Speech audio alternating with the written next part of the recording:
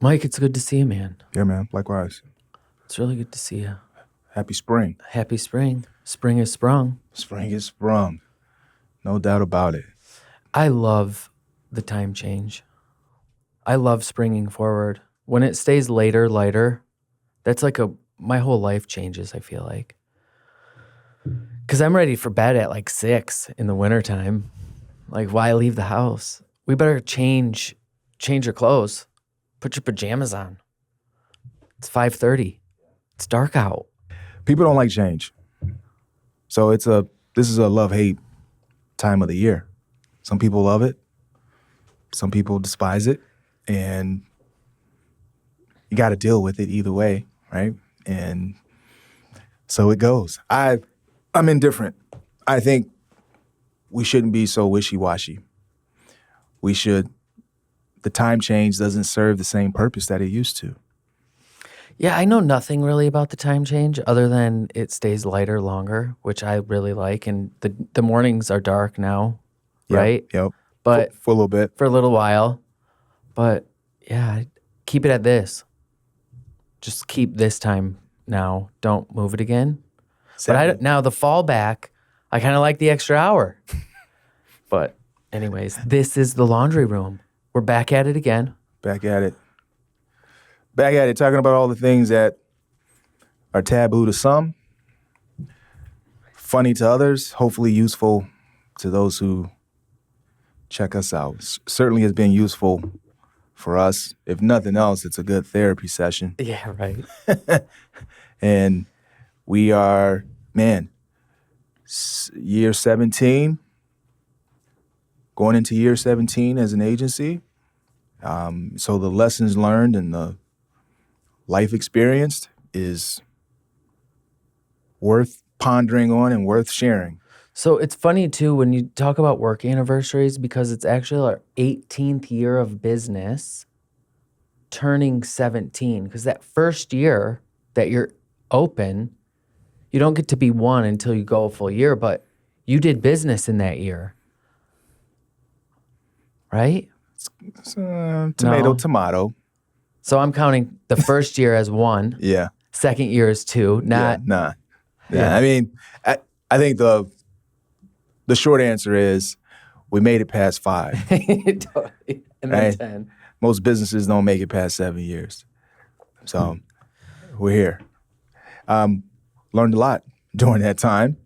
And we made a ton of mistakes. Yeah, man. Which is what we're going to talk about today. Yeah, failing. And, that I'm not as avid of a reader as you are, but my favorite books to read are usually the ones where someone is talking about all the mess ups they made, right? All the mistakes that they've experienced, and they survived. Or they had to pivot and thrive in a different area. Because you can get real matter-of-fact truth. And I had a mentor years ago who somehow, some way was able to instill in me 2 ways to learn in this world.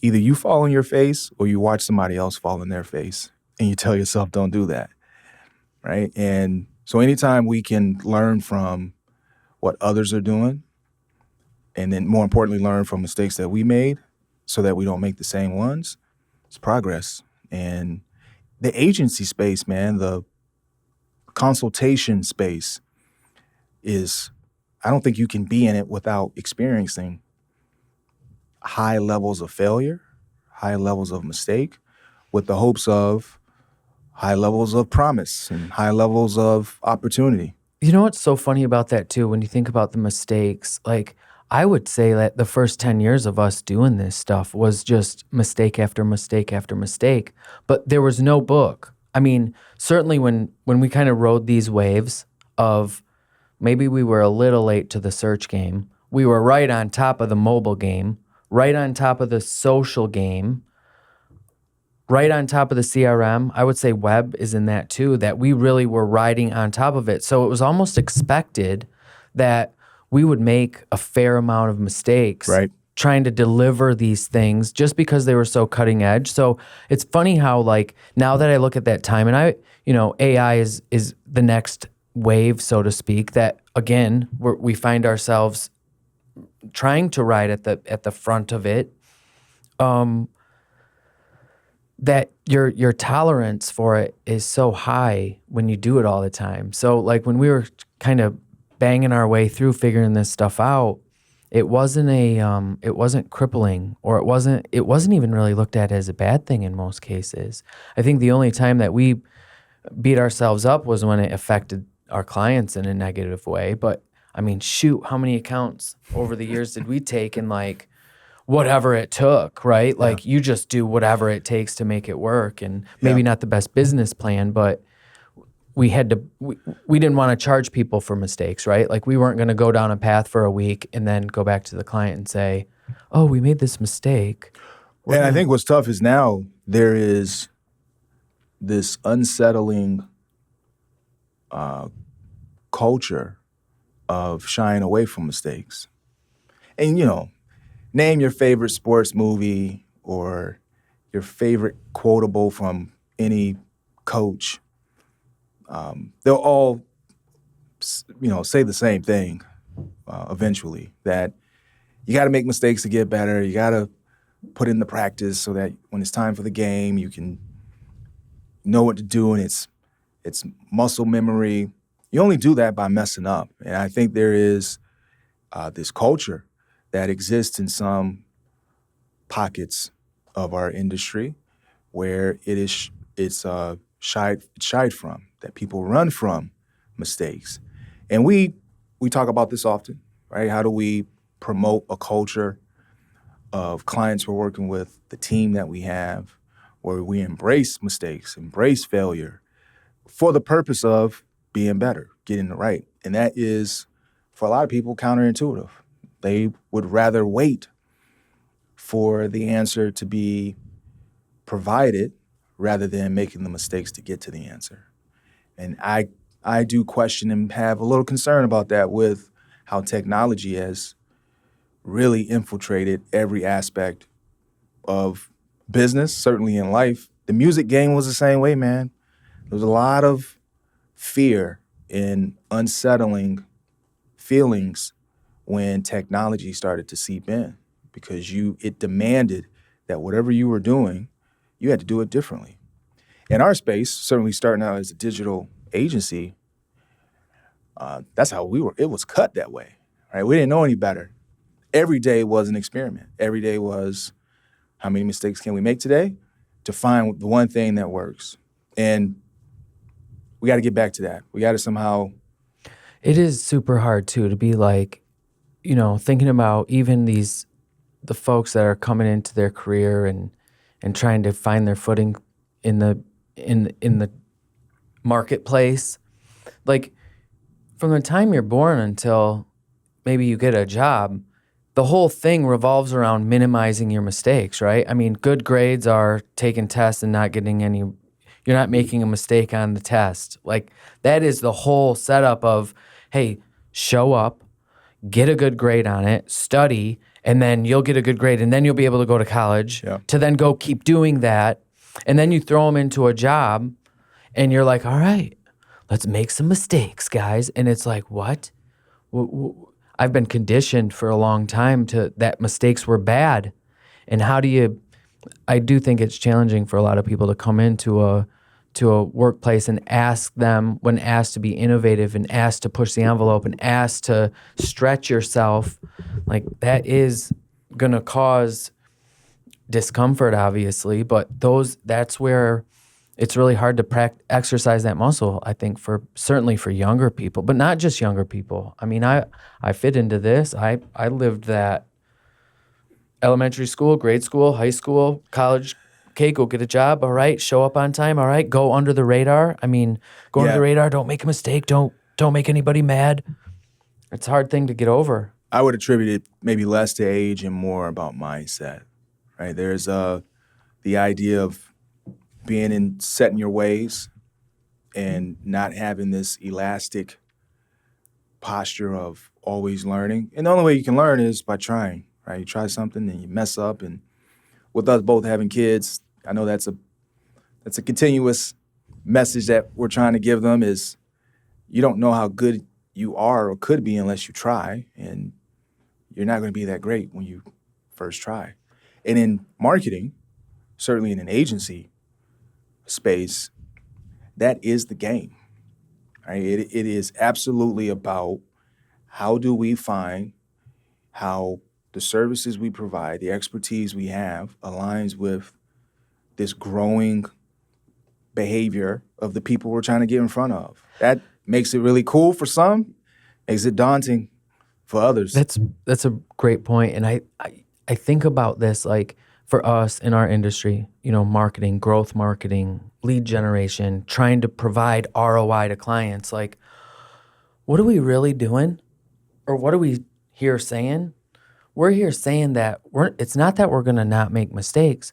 We're just going to make a lot less mistakes than everybody else. So you come to us because we're going to be a lot smarter and a lot through experience, through studying this stuff, through doing it a bunch of times. You're coming to us and even the longevity of 18 years, 17 years. It's us at least saying, all right, these guys have had to have made a ton of mistakes over the past decade. Mm-hmm, mm-hmm. That's a good sign. Mm-hmm. You have any, you got any favorite? Oh my gosh, I know. We were talking about this and so we don't have to use any names, which is helpful, but this is still kind of embarrassing.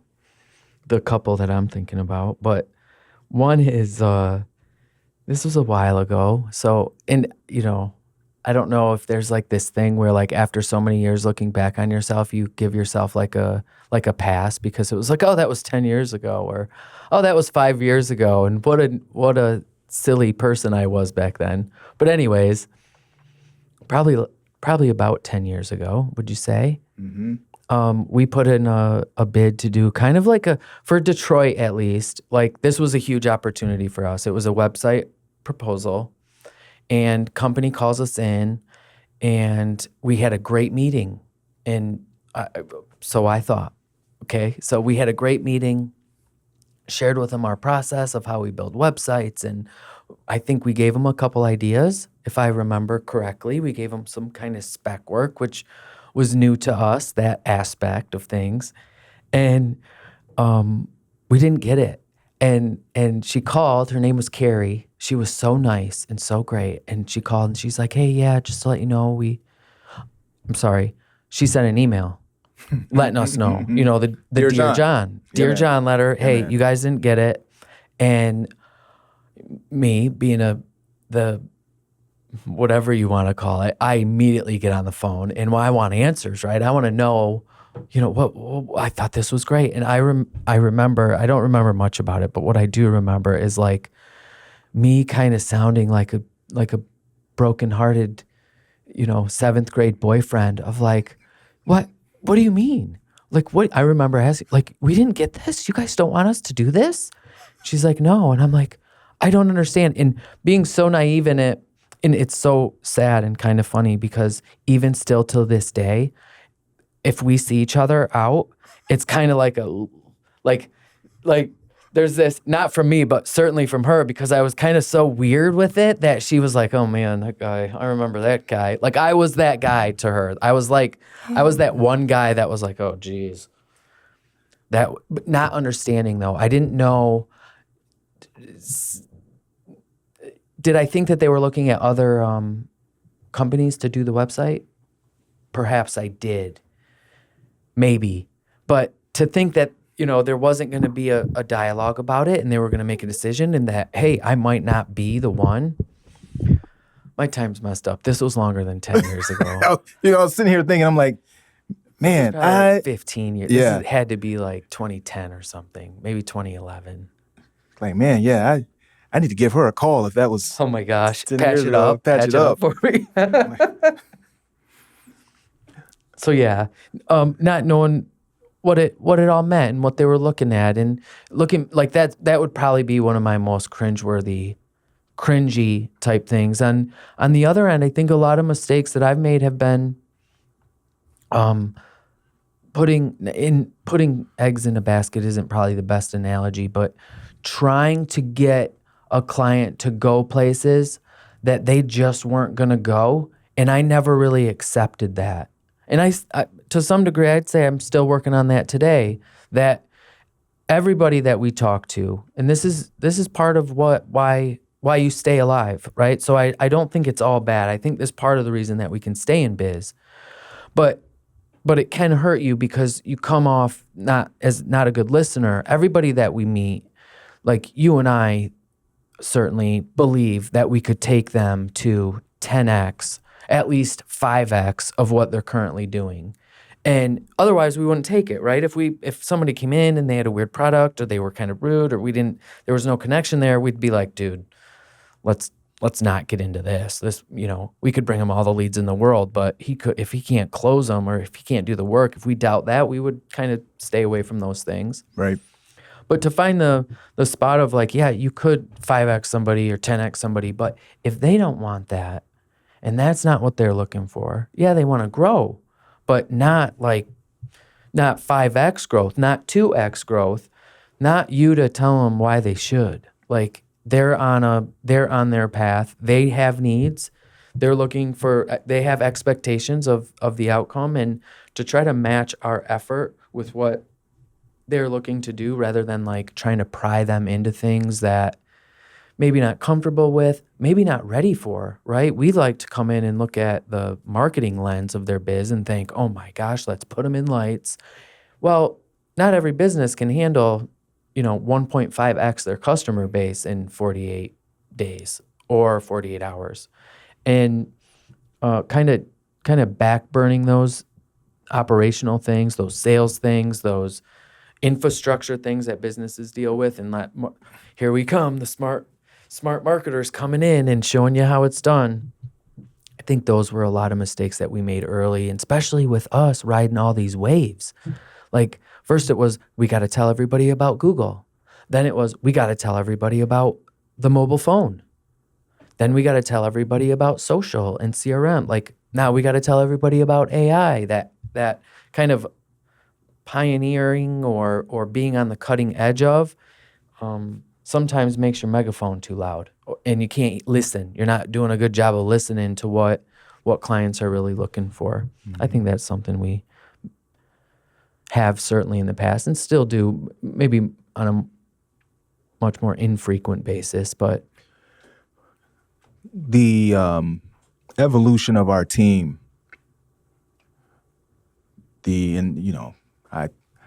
I think it's a safe bet that we're not alone in this stat, but having a revolving door at some point in the span of a business, right? When you just haven't figured out how to create an environment where people feel safe enough to fail, where people feel safe enough to tackle uncertainty in what we're doing in the client work or things that we're cutting our teeth on with our services or products. That takes a certain level of special with the group of people that come into a building to do that work. And we've been fortunate. We've had teams that have leaned into that.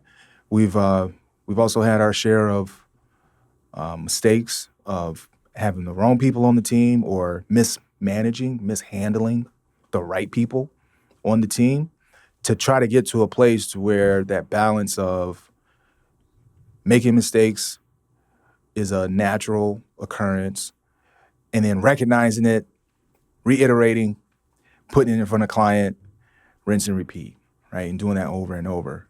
And I don't believe the final book has been written on that, because that's something that is changing all the time. COVID, I know that's a swear word now when we use that word, COVID, but that was a great litmus test. It was a great glass ceiling in how we adapt in learning, making mistakes, collaborating,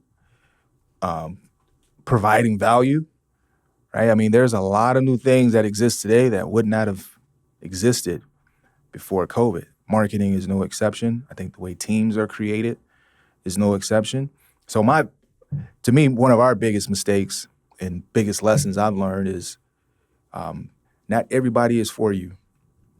Just because something looks great or someone presents well, they actually have something that you think would be an amazing addition, it may not be. Because what you have happening in your four walls could be different than what others are willing to have. And so we have tried, erroneously, to fit square peg in round hole, right? We've found people, especially during the days where we had to put on the blazers, Yeah, right. and allow potential team members to vet us, right? It wasn't so much us vetting them, it was them vetting us. And just to get to a place where it was like, man, we got to have this person. They got to be a part of our team. We'd make it happen, and it was a big failure. Big failure. And so that mindset of not wanting to change versus I'm looking for any and every opportunity to grow, big lesson for us. Anyone who didn't fit in the shoes that we were trying to wear wasn't a good fit, and we paid dearly for that in time, in treasure, in opportunity, in relationships.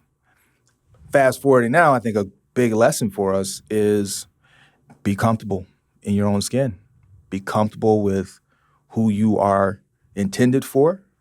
There are clients, there are partners who would love to work with your type of group.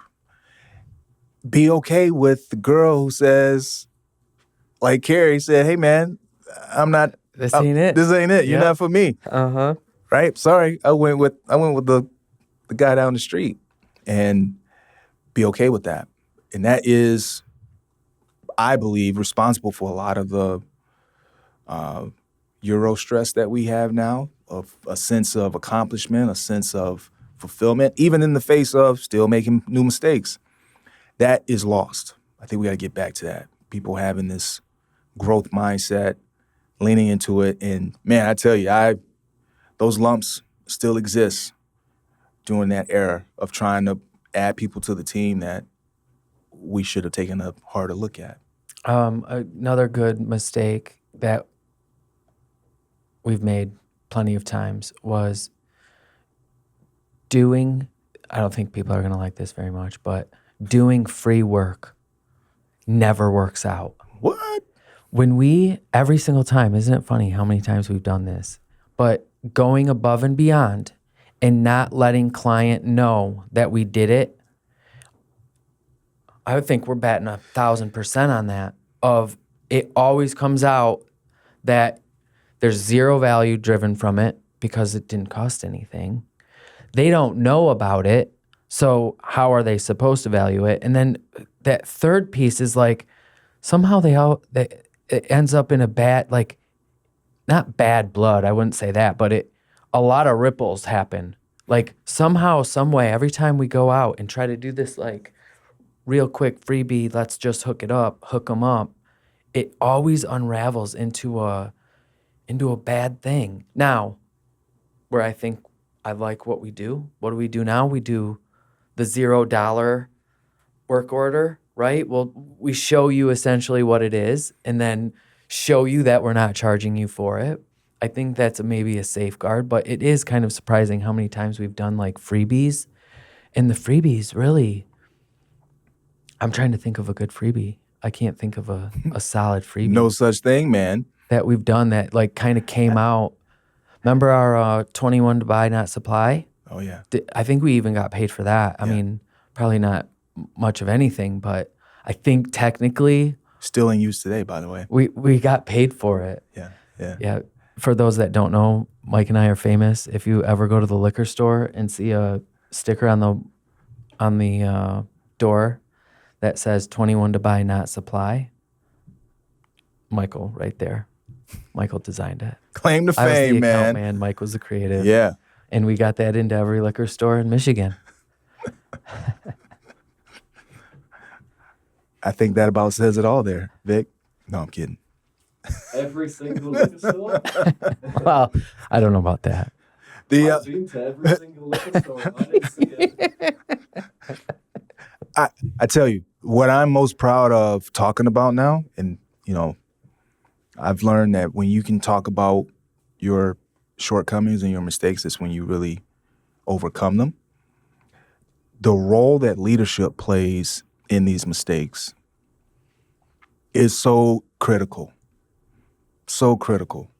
And I quite embrace it now. I quite look forward to making a mistake in the leadership seat because it is one step closer to getting you to right. And that's something that I think we live in every minute of every day that I did not realize would be as exciting. It's exciting because not everyone is into that. Not everyone is into that reality of a decision I make today may very well cost something dearly. And going into it prepared, going into it with both eyes open, but going into it knowing that you might mess up. You might make a mistake. And the proof now that it's worth being excited for is when you look back and see all the times where the same thing happened and you won and you got better and you were able to move through whatever the scenario was, whatever the opportunity was. And we've had our share of burned opportunities. I can think of probably a half a dozen opportunities to win biz where we didn't have our best showing or we did the opposite of what we should have done.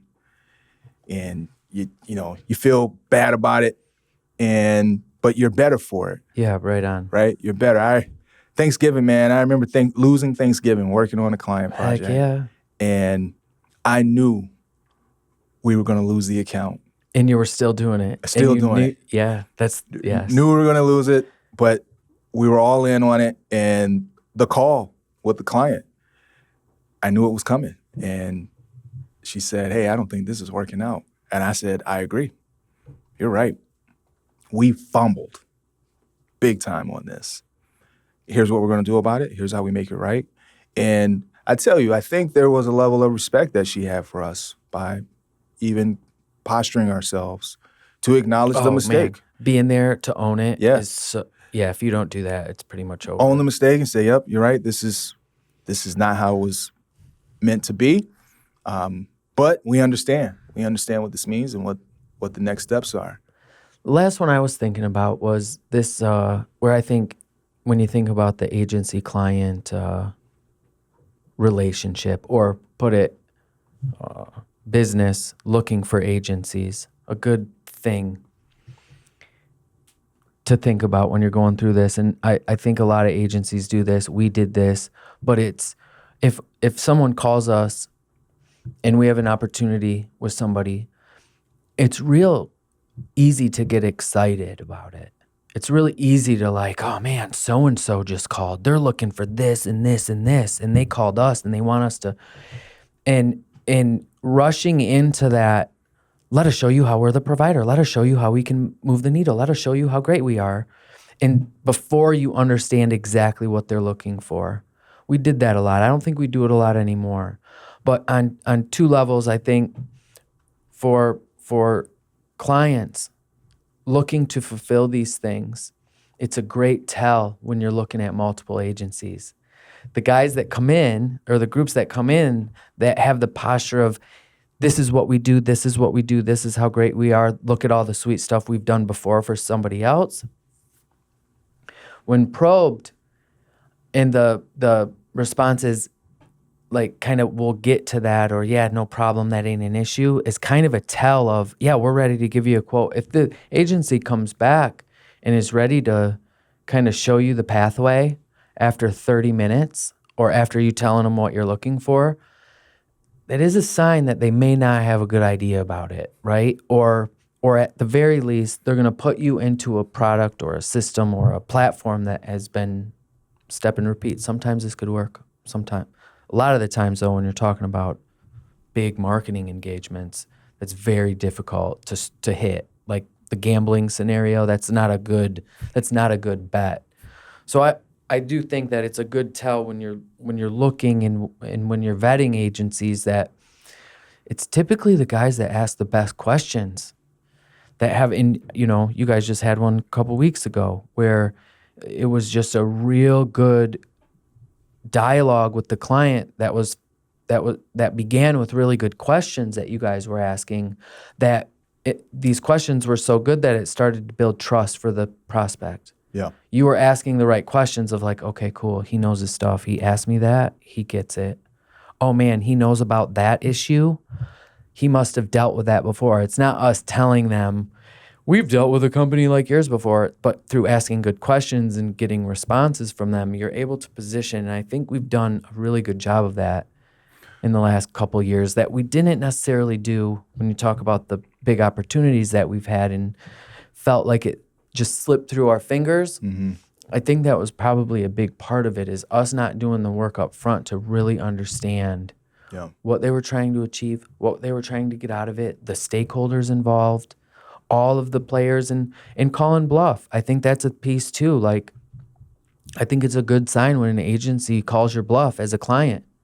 If so-and-so's got something to say about something they're not in charge of, and then the person that is in charge of it has something else to say, and you as the agency are kind of watching this happen, you're not doing your client any favors. You're not doing their team any favors. You're not making any friends, right? Yeah. Everybody likes the idea of trust. But I think the reality is trust is a result of accountability. And accountability is not always fun. Sometimes accountability means having difficult conversations with difficult people, right? And clients are no exception to that. Team members are no exception to that. The dynamic between team member and leader is no exception.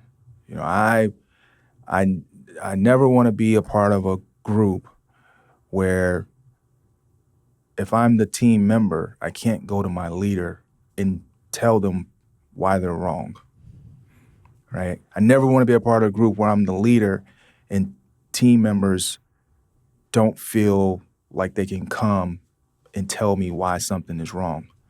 That breaks down accountability, breaks down that level of work necessary to get the trust. And this ideal of shortcutting trust, let me show you what we did for the last client. Let me show you this cool story about Johnny. We don't care about that as people. We care about, what are you going to do for me? And why should I trust you? And the client engagements that seem to work are the ones where, or when client engagements become sticky, right? And you start hanging out with each other a long time, are the ones when you can weather a mistake, weather a failure. Something goes wrong, accountability is there, and it strengthens trust, right? It's almost like tearing a muscle, right? You tear a muscle, when that muscle grows back, it's going to be a little bit stronger. And there has to be a level of accountability that I think that's the tell for people, be it prospecting for a new agency or a new partner to help you with your goals, or be it a company, an agency looking for new clients. It's being accountable to what you care about, what you value, and making sure those that you're interacting with share the same thing. And we get bamboozled when we're honest with ourselves, right? We go after these opportunities and we talk to these folks and we think that, oh, we can be a perfect fit, right? They need what we do. They're trying to accomplish what we can provide, help and support in. But the trust is only possible with that level of honest, brutal accountability. And that has been, I think, our biggest strength, and at times our biggest Achilles heel. Right? And man, wouldn't it be wonderful if you could walk up to someone and in an instant know whether or not you could trust them? That just doesn't work that way. It is tough too, because the expectations in some of this stuff too, when you think about these guys at client side getting new roles, like they're risk averse in many ways. So it is a situation where it's like, all right, we're going to become real fast friends or we're going to become real fast enemies. Yeah, yeah. And kind of keeping the flow or the adoption education process going back to, back and forth, the knowledge exchange is super important. And sometimes that's pretty difficult because when you don't have the trust, Yeah. not really willing to share all that much with you whether I'm not sure what your angle is yet, what your values are, Oh, that's good too, because trust is not static, right? It's always moving. And so what you did yesterday does not solidify the trust for today. There's got to be some ongoing work in that accountability to make sure that trust still exists. And, I know we've talked about this several times, but that idea of high-fiving after a meeting with client because you think it went well, meanwhile, they're going home saying, I feel horrible. It's time for us to make a move. And oblivious, right? There is not the accountability of having the hard conversations about what's working, where the mistakes are, or even owning that we're going to make mistakes. That's part of this. We should make mistakes. That's how we're going to get better. Let's agree on the degree of those mistakes that are acceptable. Let's agree on how far we're willing to have a setback so that we can move forward. And those types of conversations are sticky. When you can have that and have a client or have a partner who agrees with that, you can do a lot of damage. Do a whole lot of damage. And when you don't have that, man, you have some sleepless nights and some rough mornings. butterflies in the stomach, all in knots, all that stuff. Yeah. You don't know. Yeah. What do you think are a couple things that people can do, be it if they're in a service biz trying to find new clients, or if they are the client trying to find the right partners? What are some things that they can do to try to quickly or effectively create that accountability, to build that trust, so that nobody wants to do this over and over, right? Where you I talk about my yard guy a lot, my lawn guy. Lawn guy's been with me, man, for 8 years. I trust him. I trust him with my yard. And being a Florida boy, yards are important to me. But it would only take one time for him to lose that foot. lose that trust, man. So what are a couple things that someone could do to work on that accountability or to work towards gaining that trust? One thing that, what we really try to preach here is trying to get really, really clear on what you want or what you're trying to get out of it, or where you see yourself. And I guess I'm thinking about right now, I'm thinking about our team. The best teammates you can have are the teammates that are able to be brutally honest with you, as we've been saying. Now, brutally honest is maybe not the best term. It's being extremely clear with the issues that you're having, with the problems that you're facing, with the challenges that you're trying to overcome. Where I see a lot of failure or mistakes happen is in the onset. And these are habits. Anybody can do this. This is not a skill. Anybody could learn this. But to be really clear with yourself first as to what you're looking for, whether it's change, improvement, issues. I don't like the way you say my name, whatever it is. If you can be really, really clear about that, you are off to a great start. I think the biggest problem is that twofold really is people aren't really clear about that and for themselves. What bothered you about that? They maybe see something that pinged them, but did they do the work to really find out what it was that they took issue with? Number one. And then number two, just as hard, maybe harder, probably much harder, is to actually talk to them about it. those two things. And, from a client standpoint, I get this too. I mean, I haven't had a new job in quite some time, but to go into a new role, and I'm used to doing this when we get new accounts, I go into these new accounts and I'm a sponge. Pretend I'm in third grade. I know nothing about your biz. Make it really clear. Now, when we do, and that's great. But new industry that I don't understand, I make no claims that I do. I'm going the other way, saying you guys got to talk to me like I'm a little kid so I can understand what it is you do.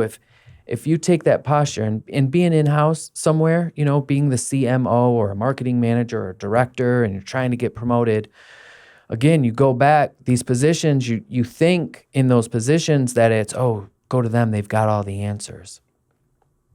Maybe for your team, to some degree, that's helpful, but for your leadership, for the partners that work with your business, man, that ain't it. Yeah. That slows you down.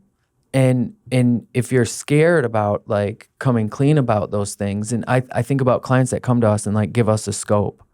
Hey, I want this and I want that, and I want a webinar and I want to do a podcast and I want a new brand. I'm making stuff up. Why do you want those things? And even the email, like we were talking to somebody that wanted to hire an email person, like hire someone full-time for email. And it's like, why do you want to do so much email? Well, because email, like, we'll get sales off the email. We're going to get new clients from doing email. And it's like, no, you're not. Like you'll be able to sell product perhaps, and could they help you? But you don't have the content, the database, the circle, the product offering to support you going all in on hiring an email person. And if you take that to the marketplace, you will find an email person that will come in and do emails for you all day. The bad side about that is you're going to find out really quick that it's not delivering what you're actually looking for. Mm-hmm. So if you're not clear with yourself up front of what do I need, and getting that clarity, I think is hard for people. Like asking for that kind of help from a client side, like that means you got to go talk to someone that has a different perspective, someone that's done it before. And I think that's a real scary thing for a lot of people. Yes, a level of accountability with yourself, because my favorite saying, when you don't know, you make it up.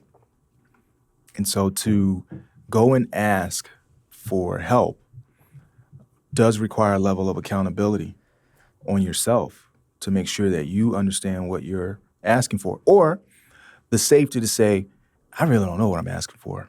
I need some help. Me up. And how great are those? Yeah, man. Those are so great, because we can then, okay, that's the real issue.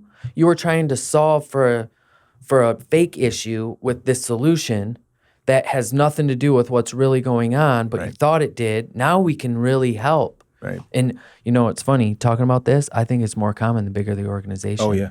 The more people, the scarier you are. We had a great call the other day, and it was two, and what do they have? I know they have thousands of technicians, but home base is maybe 40 people. Yeah. And you could see the playing field. You could see it, safety over comfort. Like they were saying what they thought. They were saying what they think. They weren't trying to be right. Yeah. It was, hey, what about this? This is an issue for me. It wasn't this like chess move of who was going to be positioned as the smartest person on the call. Right. And that's really helpful. This has been good, man. I think the next time we have coffee with the team, being able to talk more about failing and incentivizing it. That's what I've been sitting here thinking about. Oh, man. Incentivizing failure. Wow. I'll have to sleep on that. Good stuff. Thanks for everyone for listening. Thanks, guys. It's the Laundry Room.